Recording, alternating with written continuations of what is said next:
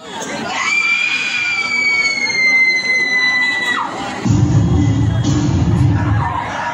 खूपच उशीर झालाय घरी जायला. रोज छेड काढणारा मुलगा आज पण तिथे असला तर. जाने मन कसली भारी दिसेल का. रुक आला. कोणी आहे का इथे? Please help, please. कहा भाग रही हो. इथे कोणी पण तुझ्या मदतीला येणार नाही. आयटम सगळ्याच्या सगळे बहिरे झालेत का? वाचवा कुणीतरी. फक्त खिडक्यात बघून तमाशा काय बघताय? हे खिडकीतून वाकून बघणारे जर तुला वाचवायला आले असते ना तर ह्या देशात कधी बलात्कारच झाले नसते. तुझा हात माझ्या अंगाला लागण्यापेक्षा मी जीव देईन.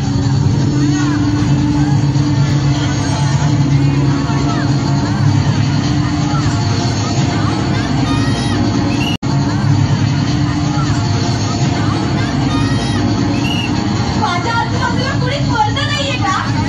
सगळे क्षमता जन्माला आले. आज जर माझ्या अवधीला धक्का लागला ना तर तुमच्या आया बहिणी तुम्हाला कधीच माफ करू शकणार नाही. तुला काय वाटलं मी गेलो. वाचवा वाचवा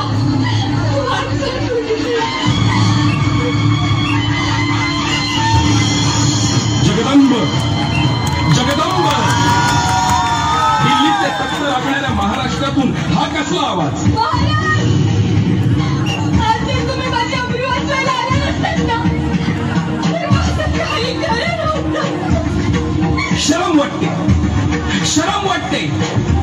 ज्या महाराष्ट्रासाठी आयुष्य खर्ची घातलं आज त्याच महाराष्ट्रात कुणीच मावळा आया बहिणींची अब्रू वाचवायला पुढे. ज्या महाराष्ट्रासाठी आयुष्य खर्ची घातलं आज त्याच महाराष्ट्रात कुणीच मावळा आया बहिणींची अब्रू वाचवायला पुढे येऊ नये. महाराज हे लोक फक्त तुमच्या विचारांच्या गप्पा मारतात म्हणूनच आता तुमच्याकडून अपेक्षा आहे. वाचवा माझी अब्रू.